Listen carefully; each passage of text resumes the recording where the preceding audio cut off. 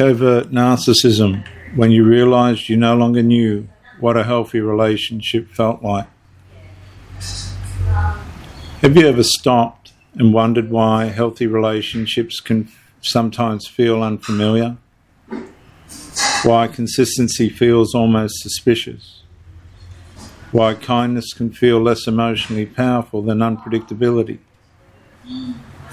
At first, you tell yourself you're simply adjusting. Healing takes time. Trust takes time. But something deeper begins surfacing. Your nervous system is no longer measuring relationships by peace. It's measuring them by emotional intensity. And that's where the trauma bond leaves one of its deepest imprints.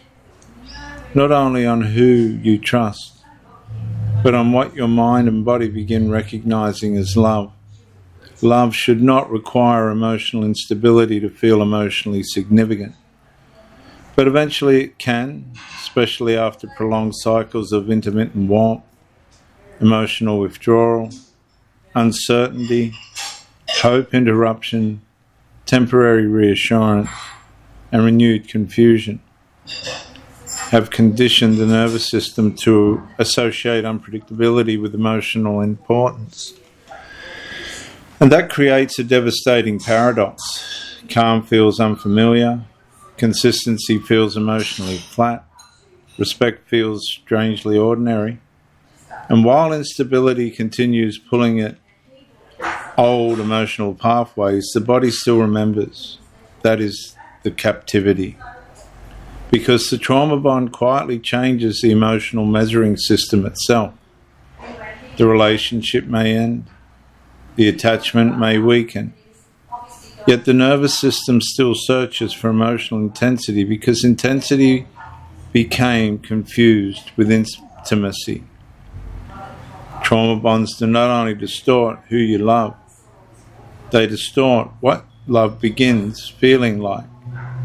And over time, the contradiction deepens. The person no longer fears only returning to the relationship. They fear whether they can even recognize emotional health when it finally appears. Because health does not create constant uncertainty. It does not demand emotional survival. It does not require continual self-questioning. And after years of adaptation, those qualities can almost feel unfamiliar. And that recognition carries grief. Not because peace is absent, but because peace now feels emotionally foreign. And yet that foreign feeling is exactly where recovery begins. The nervous system slowly discovers that safety does not always feel exciting. Sometimes it feels quiet, predictable, steady, not because something is missing, but because nothing is threatening your emotional stability anymore.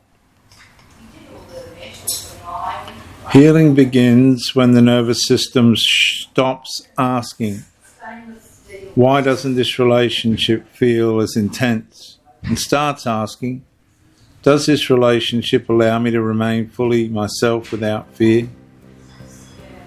Because viewers, love is not measured by emotional turbulence. It is measured by the freedom to remain psychologically whole while sharing life with another person.